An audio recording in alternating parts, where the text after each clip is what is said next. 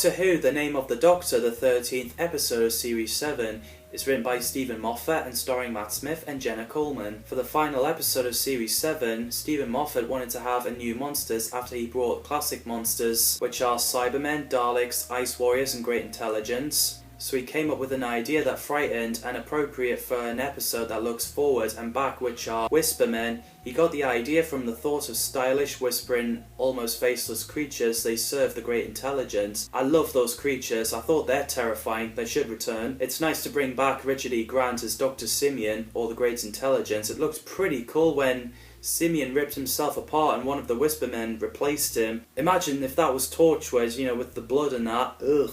So in the prequel, She Said, He Said webcast that got released on 11th of May 2013, Clara is in some kind of museum explaining why the Doctor's amazing and doing the trick not to fall in love with him. She also explains the unanswered questions about the Doctor, like who is he, where is he from, where did he start, where is he going.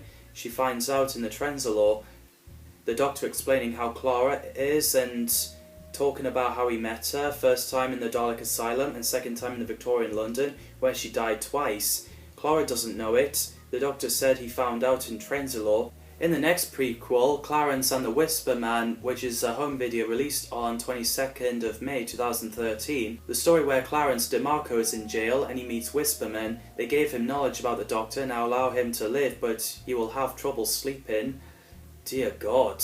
Clarence DeMarco is a serial killer, which is why he's in jail, and he's played by Michael Jen. He did a splendid job. I also enjoyed webcasts and short episodes of Strack's Field Report where he's reporting stuff. Here's the episodes of webcasts and the episodes of Paternoster Gang Investigates.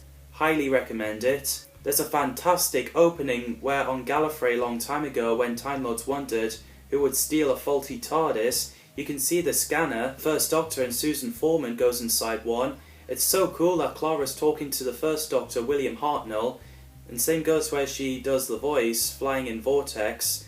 There's Sixth Doctor, Colin Baker, walking behind her. She's standing behind Fourth Doctor, Tom Baker, a footage that was taken from the Invasion of Time. Also when she knocks on the window, seeing Seventh Doctor, Sylvester McCoy, hang on the umbrella from Dragonfire. And there's Third Doctor, John Pertwee, driving in Bessie, taken from the Five Doctors, as Clara's calling for him. And there's Second Doctor Patrick Troughton in fur coat running, that was taken from the Five Doctors as well. Clara sees Fifth Doctor Peter Davidson in The Matrix from Arc of Infinity. In Victorian era, she shouts "Oi" at the 11th Doctor, Matt Smith from The Snowmen. I like when she says she blew into this world on a leaf, where the leaf blew it onto her dad, which is how he met her mum. In the Presence Cell in 1893, DeMarco said the Doctor has a secret he will take to the grave. So Vastra and Jenny sat in higher plane, a room where they can communicate with each other in their sleep, which is pretty cool. It's so funny when Strax got into a fight with a guy in Glasgow. As he got knocked out after getting a letter from a boy, he joins Vastra and Jenny. Meanwhile, in 2013, Clara decides to make another souffle, as it's not a souffle, it's just a recipe. Even she's being criticised by Angie and Artie. So Clara got a letter from Vastra and fell asleep when she's alone. So she joins the Paternoster gang, then River appeared and brought champagne with her. Help yourself to some tea. Why, thank you. Oh, would you like some champagne? How'd that get in there? How did you do that?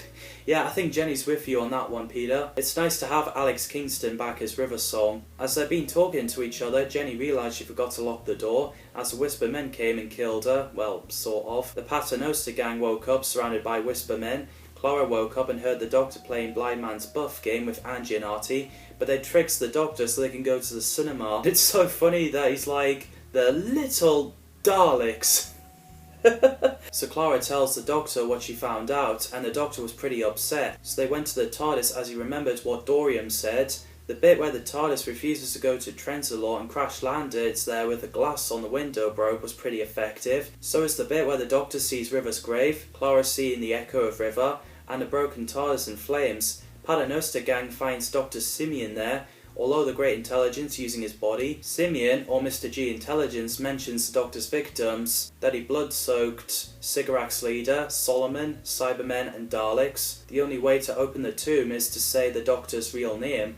He also mentions the Doctor's other names before the end, which are the Storm, the Beast, the Valiod. After Clara recalls the memories from Journey to the Centre of the TARDIS episode, where she remembers being told that she died twice, one in Dalek Asylum and one in Victorian era, do I think that episode's pointless? No, I don't. The Doctor and Clara ran into Dr. Simeon. The bit where it was intense was the Whispermen were about to stop the Doctor's friends' hearts to get the Doctor to say his real name, so his tomb will open. But thankfully River did, so everyone went inside and sees a light beam where the TARDIS console was, which is a time stream, and inside there is the Doctor's timeline. So Simeon went in to kill the Doctor's previous incarnations using splinters of himself, which made the current Doctor passed out, and it was pretty suspense seeing the planets and stars disappearing. Once that Doctor's saved have snuffed it, Jenny has disappeared, Strax is an evil Centauran, which made Vastra killing him. Clara jumped in and saved all of the Doctor's incarnations, telling the first Doctor, William Hartnell, to steal the right TARDIS. Doctor? Yes? What is it? What do you want? Sorry, but you're about to make a very big mistake. Don't steal that one, steal this one. The navigation system's knackered, but you'll have much more fun. The use of footages on the classic Doctor Who series is nicely done. The Doctor is about to go in to save Clara, so River talks him out of it. We find out that he can see and hear River, but he wouldn't want to because it hurts him pretty bad. As River died in the library, after when she mentioned beryllium, the bit where he kisses River and the Paternoster gang couldn't see her was pretty funny, when the Doctor was like, God knows how strange that would have looked. So after saying goodbye to Melody Pond, aka River Song, which is an emotional scene, the Doctor stepped into his time stream. Originally they were going to film the Doctor getting Clara out of there, but Matt Smith had a knee injury. We cut to Clara appeared inside the time stream in Whoniverse Place. She sees the past Doctors walking past her. William Hartnell, Tom Baker, Peter Davidson, Colin Baker and Christopher Eccleston. So the Doctor, the 11th, Matt Smith, calls out for Clara. He gave her leave so she can finally reunite with him.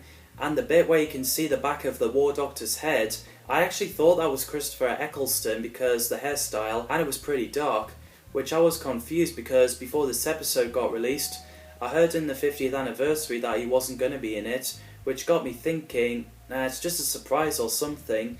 But then the War Doctor spoke and I was like, hang on, I recognise that voice. The Doctor said that version isn't the Doctor, he's the one who broke the promise, as he carried Clara when she passed out, said, not in the name of the Doctor, and walked away. The mysterious Doctor turned around and revealed to be John Hurt. I really lost it when I saw that. I did heard that he was going to be in 50th anniversary episodes, but I didn't know he was playing an incarnation of the Doctor, which is so cool. And before when I found out who it is, I was guessing that he was the future Doctor or a bad Doctor like Valiod or something like that. But no, we learned later on that he's the Doctor between 8th and 9th Doctor, Paul McGann and Christopher Eccleston. And I love how it ended with introducing John Hurt as the Doctor.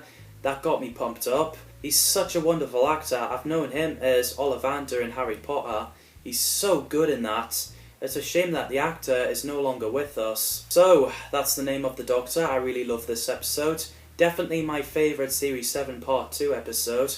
What did you think of this episode and Series 7? Let me know in the comments down below.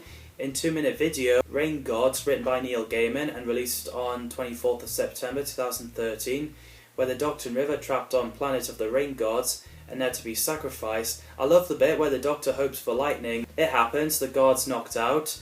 The Doctor and River used an umbrella and walks back to the TARDIS.